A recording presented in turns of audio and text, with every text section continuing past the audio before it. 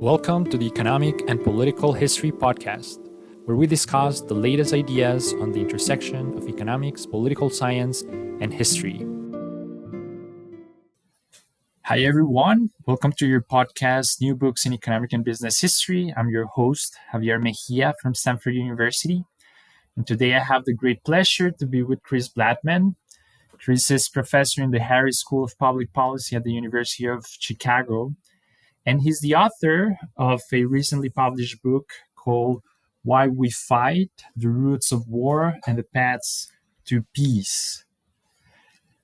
We're going to be talking with Chris about the book and his career today. Thank you, Chris, for being here with us. Thanks for having me. Let me ask you a first question that, I asked this to all my guests, but in your case, I'm particularly curious about some pieces of information that you reveal in the book regarding your life and your career, right? So I would like to hear how you ended up becoming a scholar, and feel free to start as early in your life as you want. But I would like to hear from you the story about how you ended up interested in conflict, right? So it seems that you were a young PhD in economics, and there's a beautiful love story behind that. So please tell us a bit about that. Sure. For a long time, I thought I wanted to work in economic development as a policymaker, and I went to do. I didn't know how to do that. I was working in sort of business in Canada, and very disillusioned with that in my 20s.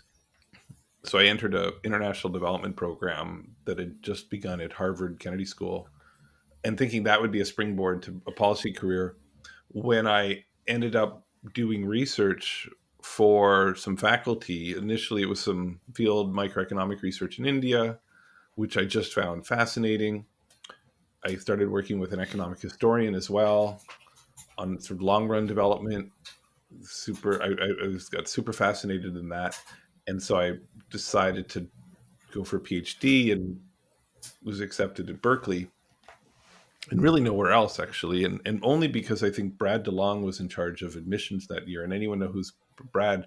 Brad has sort of like eclectic tastes, and so this weird sort of person who was sort of part economic historian of development and didn't really have much math or a very conventional CV. He actually let into the program. Otherwise, nobody really let me in. So thank you to Brad. Uh, and then I started working with various economists, including Ted Miguel, and I was really interested in industrial development. I kind of thought, as I do now, that development is not really about helping, somebody start a micro enterprise or get a cow. I think the development is going to happen when countries industrialize, and so I got myself a summer internship working for the World Bank in Kenya on a firm survey, and that was going to be my path to maybe working on industrial development. Uh, and then, as I talk about in the prologue to the book, that my laptop was stolen by some enterprising con men. It stuck me in an internet cafe where back in 2004 we were still using Hotmail, and Kenya wasn't on the international internet cable, so it took like 10 minutes for every email to load. So the social norm was to just chat to the people next to you. And the woman sitting next to me turns out was a humanitarian and a researcher working in northern Uganda with former child soldiers, and that was totally fascinating to me. And so it took, we actually had a brief romantic fling and then drifted apart. And it was only like a year later, or maybe 8 or 9 months later, when I'd been working on this sort of dissertation idea that was failing and struggling. Well, it was struggling, and I was seeking help from another professor who what I should do, and a guy named McCartan Humphreys, who had actually worked with some ex-combatants in Sierra Leone and was running. That was sort of his new research agenda. I said, "Oh, I met this person. You should meet this person because you guys are doing similar research." And he said, "Oh, that's fascinating." He asked me all these questions, and I walked out of his office thinking that is fascinating. And so I phoned up this woman I hadn't talked to in months, and I said, "Tell me again more about northern Uganda." And we began talking, and we just hatched this program to like scale up and quantify and do statistically what she was already doing quantitatively. And 3 months later, I was on a plane. Um, and not before my dissertation committee actually said, "What? This is crazy. Do not go to northern Uganda." About 2 weeks before my flight left. Um, but I'd already purchased the flight, and so there I was. But anyways, that totally changed my mind on everything. Industrialization sort of is important, but it kind of faded in importance, and that like launched me on this career in violence. And as I mentioned in the book, and I think we've now been married uh, 14, 14 years. We have 2 kids, lots of research papers together. So it was a good decision. I mean, it's a fascinating story. Just the idea that your career, I mean, at the end of the day, is shaped by like a lot of like luck and I guess, I don't know, serendipity. Even when you describe the role of Brad, who, by the way, I'm going to interview soon for his latest book, he's publishing in a Yeah, couple of fabulous months. book. Yeah, fascinating. But yeah, like just the existence of some people appearing in your life at like the particular time seemed very important. I can relate a lot with that as I've had a sort of tumultuous or not very linear career either.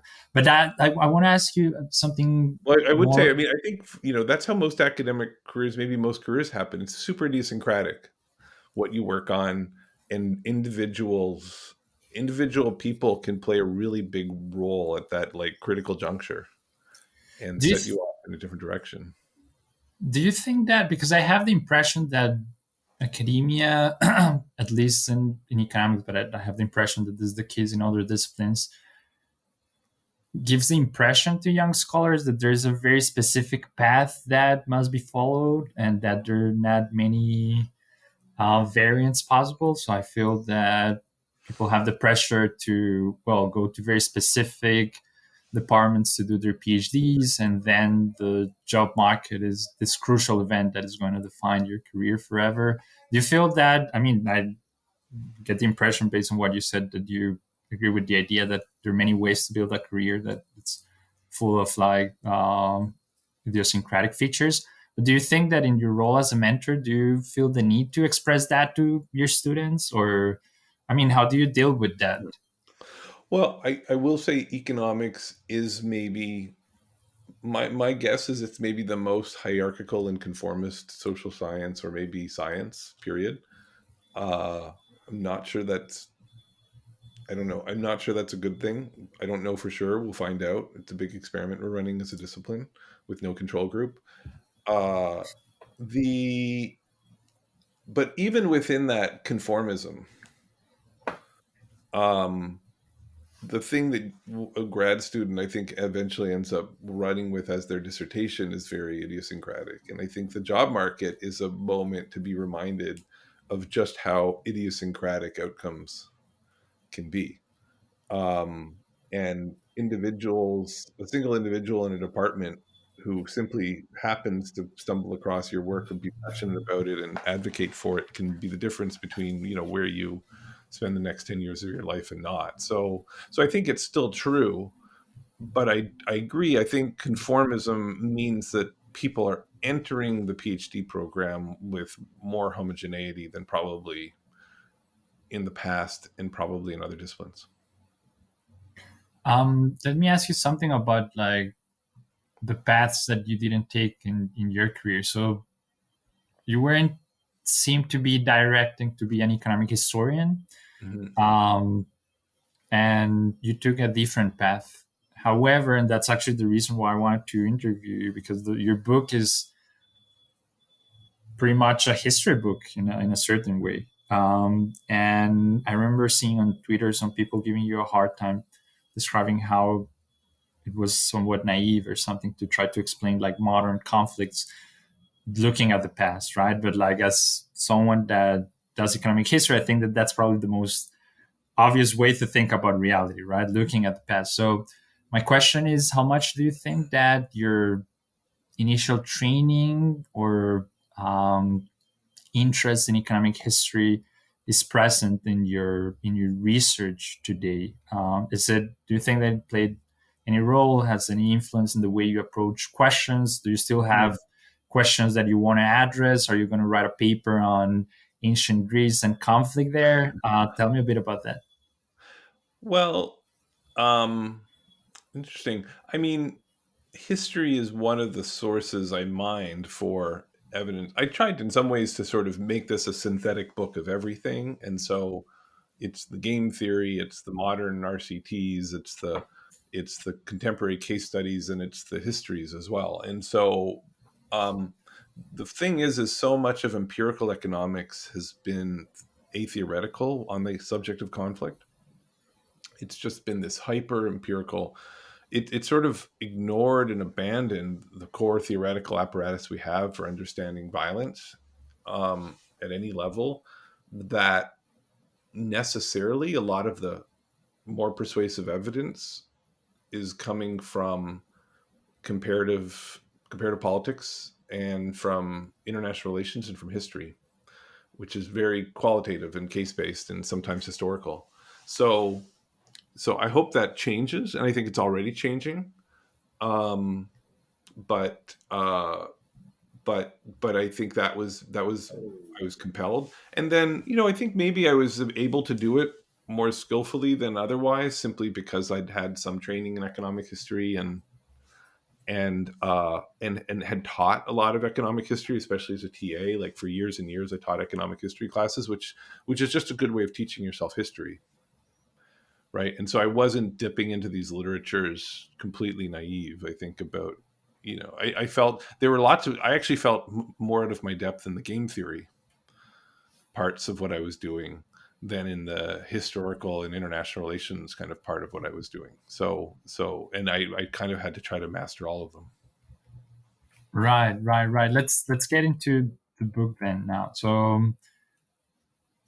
I mean, you start the book by describing how, in a certain way, war is an anomaly, Hmm. um, which although seems like quite accurate once you say it, it's not obvious at all. And it reminded me my young days as a undergrad when I had a very good professor of economic history, of history of economic thought, and he was telling us how our entire discipline departed from the invisible hand and the idea that we could coordinate in a decentralized way and create a very harmonious society. And I remember spending several weeks thinking about how that was a wrong theory. I was very young and I guess um, naive, trying to criticize this. And I felt like, there's a lot of conflict around. There's people that want to take things from you, and they're like people robbing other people like all the time. Like, how is this a good theory of the world? And I remember asking this professor that, and he told me, like, you're right, but the point is that that's not the basis of the system, right? So for every person robbing another person, there are hundreds of thousands just producing goods, and that's the system working, right? So there's a theory of the entire system, Hmm. and that for me was quite insightful, and that claim with which you begin the conversation plays a bit that role. Hmm. And I don't know how frequently do you have to bring that up, and in particular in this context in which, well, there's so much pessimism Hmm. in the world. But um, so tell me that, like, how important do you think that it is to recognize that war is an anomaly, and let's start discussing what are the arguments that you have in the book. Why is it an anomaly? Why don't we have more prevalent conflict? Are we better, like, are we good people, or is there just like a handful of bad apples that are creating conflict and there are just not Yeah. that many? So I mean, economists would probably call this the Coase theorem, but I think it's a little bit more ancient and elementary than that. It's just the idea that um, bargaining through bloodshed is just, in some sense, the most costly and inefficient way to settle our differences. and so it's less an anomaly than it is a last resort, or it's only something we do when we overlook these ridiculous costs, these ruinous costs of that route. Um, and and so I didn't write a book called Why We Don't Fight. I wrote a book called Why We Fight, because we do. I don't want to overemphasize the idea that we don't fight, but you know, nowadays, a lot of people. This seems a strange moment for this message, especially with the war in Ukraine on everyone's minds. What I like to point out a couple things. One is just that 2 weeks into that invasion, India launched a cruise missile at Pakistan by accident, and calm ensued, as it has for decades. And the conflict between India and Pakistan has been occasionally spiked, right, but generally brief and lower scale. Israel Palestine is another example. This is a dispute that has been going on for 100 years, um, and depending on how whatever the high violence years are maybe 15 or 20 of those. And that now that's serious. I don't want, so that's why I said it's not so much an anomaly, but let's point out actually that actually that violence is somewhat anomalous, and that in most years, enemies have preferred to loathe in peace.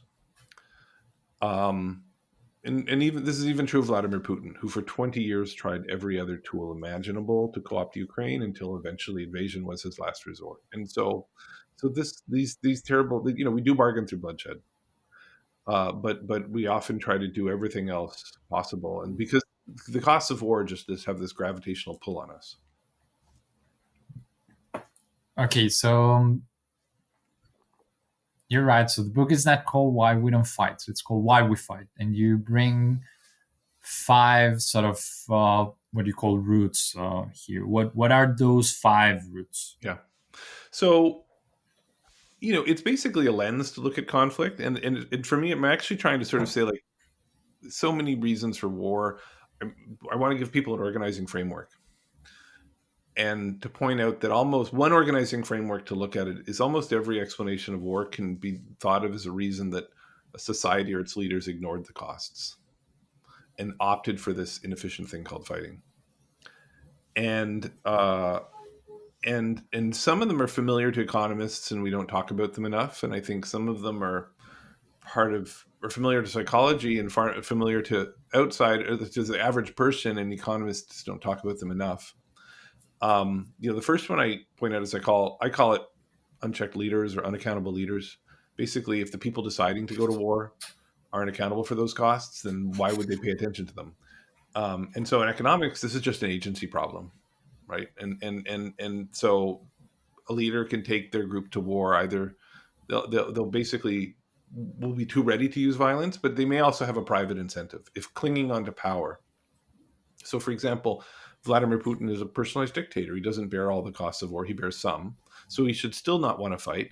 But if he has some private incentive, if he thinks that he can hold on to power through invading Ukraine, potentially because it exterminates the sort of democratic example on his doorstep, then that might get us a lot of the way towards understanding an invasion like this. The second I talk about, is sort of we could think of a sort of intangible or ideological incentives for warfare. You hear these stories in this current conflict, Russia pursuing, national glory, or Putin pursuing personal glory. So that's some payoff that he knows there's a cost of war. He doesn't bear all of them. He's willing to pay the cost he bears for this intangible thing. So that's what economists would just call non-standard preferences. There's nothing irrational about this. What we value is what we value. That's Putin's utility function, or so will people say. Who really knows what his utility function is? But if that's his utility function, he's maximizing, and he's decided to pursue this objective in spite of the costs. Likewise, Ukrainians are refusing to make a pragmatic compromise out of a equally ideological commitment to liberty, and to not this sort of being semi-sovereign, having this sort of semi-sovereign political subjugation to Russia. So that too is a sort of a non-standard preference. It's one that I find much more noble than personal glory and national glory, and so I'm sympathetic to the Ukrainians, and won't tell them not to fight because of that. But that's I think a big part of the story. Um, the third and the fourth are much more familiar. If this is an audience of economists, they'd think of them as information asymmetries and commitment problems, and what's called the sort of classic rationalist reasons for bargaining's breaking down. In the book, I call it uncertainty rather than information asymmetries for, I think, an important reason. One is just that we don't even need there to be differential information or one-sided private information for there to be a conflict. That's like a special case, an important special case of uncertainty. I think just amidst the general uncertainty, any action you take as a country is a gamble. So it was extraordinarily uncertain how strong Russia's military would be, how resolved Ukraine would be, how united the West would be. And so amidst that uncertainty, I think Putin was gambled, and he lost. Uh, he got a bad draw on all those three things, which nobody, least of all him, predicted. Amidst that, he also couldn't really believe a lot of the West's and Ukrainian protestations that they were quite resolved, because that's private information and they might have been bluffing. Um, I'll leap past commitment problems for a moment just to talk about misperceptions, which is all of the mistakes we make as individuals. People are very quick to blame uh, this invasion on maybe more institutional mistakes and biased information, that Putin's an isolated, insulated autocrat who's systematically punished truth tellers, and so he's getting bad information. And so it's not just that this was uncertain, but that he made this decision he underestimated the costs and overestimated his chances of victory. That seems totally plausible to me. And then there's this idea of commitment problems, which is just the idea that neither side trusts the other side to be able to hold to a deal, that they can each see how either side has incentives or their hands tied, and is unable to agree to a peace agreement. So Russia doesn't trust Ukraine to agree to neutrality because it thinks that any leader that does so will be tossed out by an ideological public, and then no one trusts Putin to hold on to basically agree to a settlement because they think he's driven by these ideological commitments. So what's interesting is the main commitment problems in this situation are not driven by, I think, actual power dynamics shifting, but I think by our beliefs about the ideological commitments of the other side, which is, I think, maybe the least studied kind of commitment problem in economics and political science, but really, really important. Right. So now that you're mentioning the emergence of war as a challenge to agree on peace, you also want to talk in the book about peace, right? So Yeah. part of the title of the book is the paths to peace, right? And you mentioned some ways to get to peace. What are those ways, right? If unfortunately a society is already in a conflict, how do they get to peace? Right. Well, so each of these five reasons was a reason to ignore, overlook, or be willing to pay the costs of war and take this inefficient path. And so every I think solution we have to peace is something that attacks at least one of those five. Um, it has to be the right one of those, and that because every conflict is different, right? I like to use a medical analogy where if you're a doctor and somebody shows up on your ward with all of these symptoms, it's actually there's any number of things that could be wrong with them. And so part of the path to peace is figuring out is having the right diagnosis. Um, and and the and every diagnosis is going to be different. It's probably going to be an interaction of some some a whole bunch of different factors, and so that's true in most of the situations. So the starting path to peace is actually in each situation sort of thinking through these five logics and all of the subcategories. Like there's lots of these are just sort of ways to classify different reasons, but within that, sort of like disease, you can have lots of different viruses, and you can have lots of different sort of heart problems and lots of different, so you're still never quite sure what's going on. But then in the book, I talk about how there's the, what a lot of the solutions to peace look is one is just making people more cognizant of the costs to the other side and more and internalizing those. So basically, internalizing the externalities. So it's basically making us more interdependent. Economic intertwining, social intertwining, ideological intertwining is a way of actually making war more costly because we care about the other side's costs, which in the basic game we don't care about. It's about having really clear, predictable rules and consequences set by formal and informal institutions that actually punish people for being unchecked, for their ideological incentives, for their misperceptions, and that reduce uncertainty and help parties hold, solve commitment problems and hold them for a deal, towards a deal. And then I think it's about internal political organization and having more checks and balances, because not only does having more checks and balances mean you have fewer unchecked leaders, which was our first problem, but actually over centralized power is driving all five of these causes of war. Our leaders, yes, obviously mechanically our leaders, unchecked leaders, are ignoring costs, pursuing private benefits, but I think we're then vulnerable to their ideological incentives.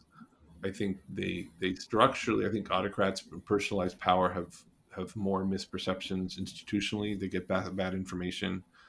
I think they create a lot of uncertainty because they can be unpredictable, and then by definition, dictators can't make credible commitments, and so they sort of just innumerable commitment problems flow from dealing with autocrats. And so a big part of, I think, the solution is checks and balances. So that's sort of and so I have sort of three chapters where I walk through this interdependence, these rules and enforcement, and checks and balances as sort of the long-term fundamentals about how some societies have become less warlike.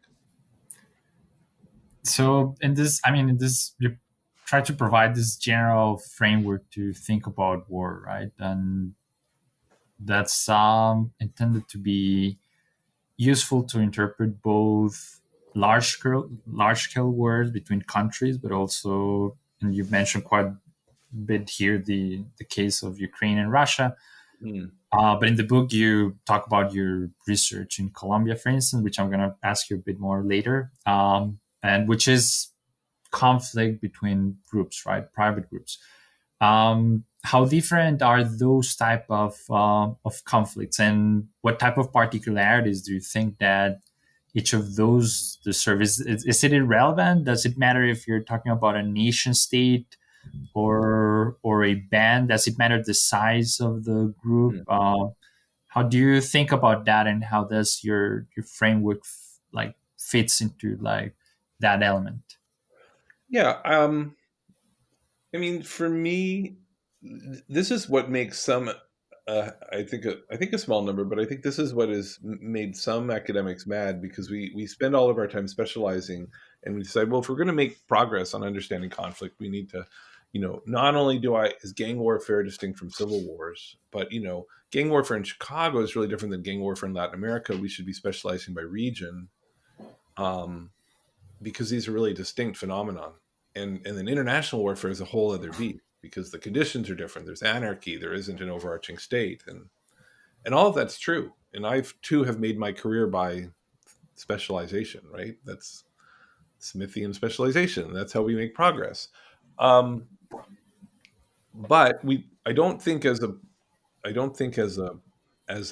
social science we should be doing 100% specialization and 0% generalization. That's the bad trade-off.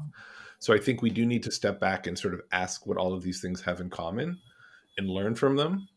I certainly was like, I think I learned a lot of the strategies that I'm interested in pursuing and see as promising in terms of combating gang warfare come from looking at international conflict. And it's the specialization and the siloization that I think has made us bad at combating certain kinds of war. So for example, if you were working in Africa on civil conflicts and you have a bunch of rebel armed groups, the first thing you would do is try to seek mediated agreements between these groups, right? You would try to actually have groups sign peace agreements, and they're through formal processes with mediators.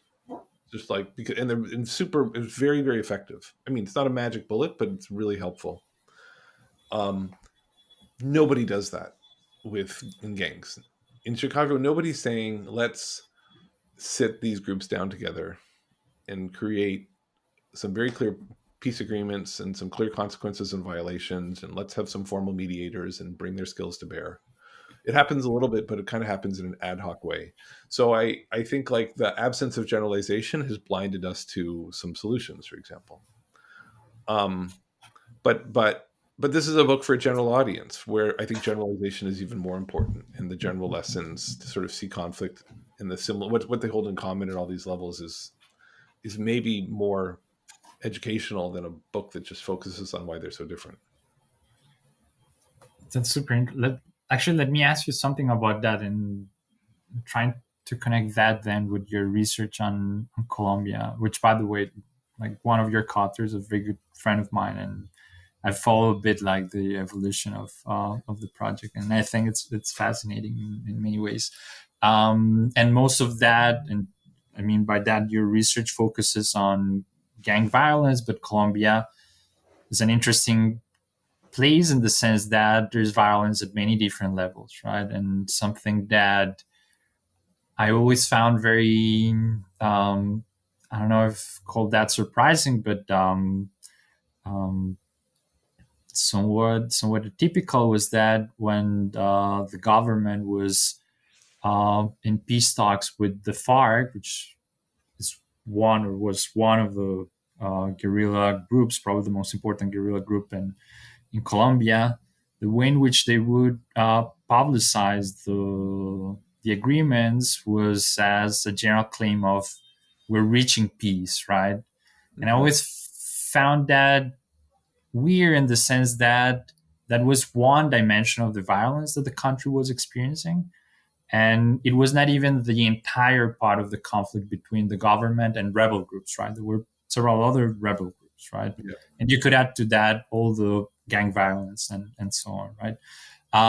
So I want to ask you a bit about your general perception of conflict in Colombia. What have you learned about your experience working here? I know you've been here Mm-hmm. on the ground, talking to people, talking to gang members, talking to policymakers. Is Colombia different in a certain way? Is our violence a typical? Is there any relevant connection that we have ignored between these different levels of conflict? How do you think about Colombia? Well, there's several, as you say, there's several conflicts. Like the one that I know a little about, but I'm the least expert is the long running civil war, where I do think there are some really classic. I don't really think of Colombia as special, as I think of it as an extreme. I think of it as an extreme example of a mix of unchecked interests, intangible incentives, and commitment problems.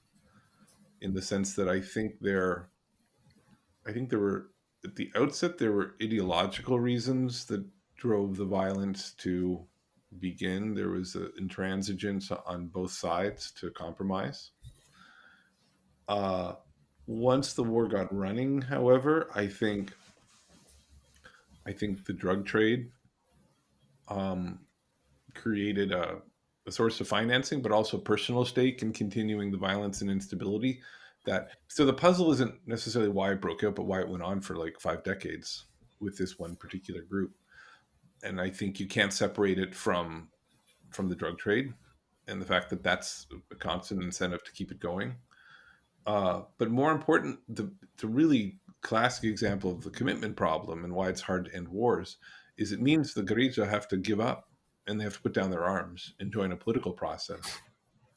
And when they do that, in part, they relinquish one of their strongest pieces of bargaining power, which are their organized armed groups. And they have to trust that the government is going to not renege on that agreement once they put their arms down. And repeatedly over the last 5 years, sometimes in the middle of peace talks, the government has used or or factions or splinter groups. It's not really clear to me. has used that opportunity to try to assassinate leaders. And then after this peace agreement was signed, um, how many hundreds of thousands of leftist leaders have been assassinated in the last few years? And so that commitment problem was real in Colombia. They were correct to be suspicious of the government's ability to commit, or really just there some at least some splinter faction of their opponents, to not use a piece to sort of gain advantage of them over by other means like these assassinations. So that to me is what makes Colombia in some sense like really like an extreme example of three of these five forces. But the work I've done in Colombia is more looking at the single city and the organized criminal piece, what they call the Pacto del Fusil, the Pact of the Machine Gun in Medellin, and how higher level criminal bands in the city have tried to they work a little bit like the UN Security Council. They're kind of unequal and selective in their justice, but they use a mix of sanctions and bargaining tables and resolutions and to sort of solve amidst the city's 400 warring gangs. They sanction you for starting wars and not considering the costs, or pursuing an intangible incentive like vengeance, or making a mistake and having misperceptions, and they provide a bargaining table to reduce uncertainty, and they provide commitments to deals, and they're officially mediating between groups. And so, despite being sort of filled to the top of its green peaks with hot-headed armed young men, Medellin is about half the homicide rate of Chicago, maybe a third or quarter of a place like Cali, much lower than Rio. Like, it's a relatively pacific big city in the Americas. And how does that happen? Like, I mean, basically, you're describing the emergence of an institution that regulates this. And, well, you mentioned just early how that's like, that seemed to be a problem in Chicago specifically. Like, people trying to come up with that solution was not feasible. What are the particularities, or what is this a Yeah, completely idiosyncratic event, or? I think it's a good question. That's something we're writing on now, and I don't know if we have a full and complete answer. I think one answer is that these meso-level criminal structures and hierarchies do emerge in most cities because criminal groups do need governance. Um, and so you can find them in the United States. Both you could find them on the streets 20 years ago before a lot of them were taken out. You can still find them in the prisons. You find them in Rio and Sao Paulo, and you find them in El Salvador. So, for example, when people talk about the Maras, or when people in El Salvador, when people talk about the PCC in Brazil, or when people talk about, I don't know, like a super gang in Chicago, like the Black Disciples or the Vice Lords or something, the the fact is those are the big groups that are like umbrellas over the many smaller street factions. So there's like hundreds of small groups. There's slightly more visible super gangs that are providing a degree of criminal governance. I think they emerge partly in response to rents and then just a demand for criminal order. I think the question is, when do they become good at actually creating that order? Because often they're not very successful at being peace. So it's not that these meso organizations don't exist, is that they often struggle to find peace themselves. So they fall prey to partly they fall prey to the five problems and they fight amongst themselves. And partly they, and then partly they just don't have the capacities to be effective peacemakers. And so I don't know why that emerges. It's possible. One sort of paradoxical thing is it's possible that it's through the process of fighting and failing to solve the five problems between themselves that they are eventually forced to they eventually find an equilibrium. It takes them a decade or two, but they find an equilibrium where they stop fighting, and then they find ways to preserve that order. And so it's almost like the incentives and the capacities take some time to develop. And so there's this initial period of disorder before they find order. Um, from an economic history perspective, I think there's a really interesting parallel. To me, one of my favorite papers was written by Jeff Williamson and John Coatsworth and Bob Bates, who are all sort of grand historians of like 19th, 20th century development in Latin America and Africa. Um, and they talk about how decolonization in Latin America in the 19th century was followed by decades of warfare before all these warring countries found a political equilibrium. And likewise, decolonization in Africa was changing the political equilibrium. And it took decades of fighting, but things calmed down and gradually finding a political equilibrium. So I kind of see the same thing. You have the creation of these drug rents and these organizations in Medellin and Rio, and there's decades of fighting. Potentially, it takes time to find that political equilibrium and to sort of learn how to build those institutions to stop these sort of five factors from leading you to fight. Is one of the ways I look at it. Let me ask you one final question, and so I ask this to all my guests, but there's one particular in your case based on your acknowledgement section. So the question usually is why writing a book and a discipline that highly rewards journal articles mostly, right? And considering Yeah. the fact that writing an article, a book takes a long time and so on. Um, so I want to hear that. What were your motivations? But I want to ask you for your decision of writing it now, as in the last part of the book, you mentioned that Ross Roberts from Hoover asked you when you were going to write that book, and you said that maybe in 10 years, and you felt like, well, 10 years is going to be too long, right? And you decided that it was the right moment for doing it now. So, yeah, tell me a bit about that. Like, how was the process, and how much, Yeah. again, it seems that to have been a quite idiosyncratic, like, decision a certain way. Um, yeah, I think you have to. I think mostly to write a book, you have to find it intrinsically rewarding. So I enjoyed the research that went into the book, and I enjoyed the act of writing it. A lot of people don't. They find that very painful, and it is painful in a way, but I actually really enjoyed the process. So one of the reasons when I started, I kept at it because I enjoyed it. We have that luxury. And so even if there aren't the same kind of external rewards in the traditional external rewards in the profession, the intrinsic rewards kept me going. I think there are also external rewards. I think people do deeply appreciate these books. I think um, in development, for example, the existence of like poor economics or a elusive quest for growth or are just really important works of synthesis that are really useful to academics as well, for teaching, but also ourselves for like synthesizing all this evidence in a way. So I think it's a service that is rewarded. Um, and then I think then there's this elusive reward of like maybe I actually just reach a lot of people outside my normal circle, and you get success as a public intellectual, but more that you just shape minds, right? I think if you care about changing policy or changing the way the world works, you have to change the general conversation, right? And so it's nice. So having runaway success with a book can feed your ego, but it's also the way to. I think it's the only way that any kind of social change happens through from intellectuals. It's by changing the conversation.